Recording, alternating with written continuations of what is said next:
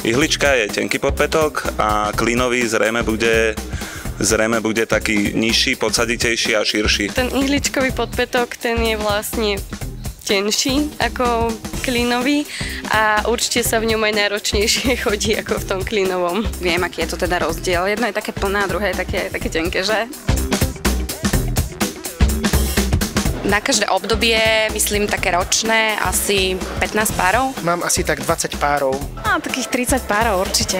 Nie, nejakých 65, možno max 70.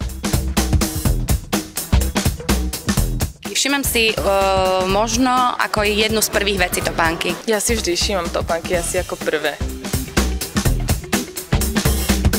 Asi viac žien s vkusom sa to nájde ako bez vkusu. Myslím, že hej. Neviem, na muža môžete dať hocičo.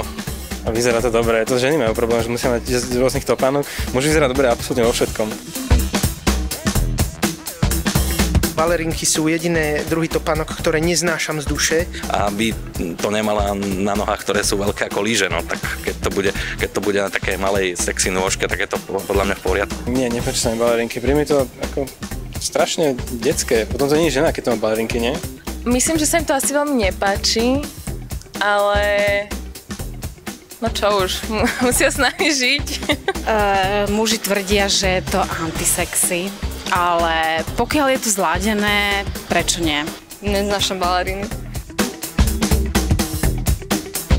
Sú to také detské pantofle, alebo ako by som to nazval, také s kožušinkou, také veľmi príjemné. Mala som červené lákovky s 3 remienkami so zlatými práckami. Každé topánky majú príbeh, čiže ja sa ich hanbím alebo stránim vyhodiť. Je mi ľúto vyhodiť aj okopané topánočky mojej 2-ročnej dcery. Ja mám radšej skôr tie pohodlnejšie topánky nízke, ako sú baleríny, napríklad aj takéto čížmy. Môj vzťah k topánkach je ako vzťah žena k autám. Že musí byť čierne alebo červené. Skôr také ploché balerinky, nie som veľmi na opäť.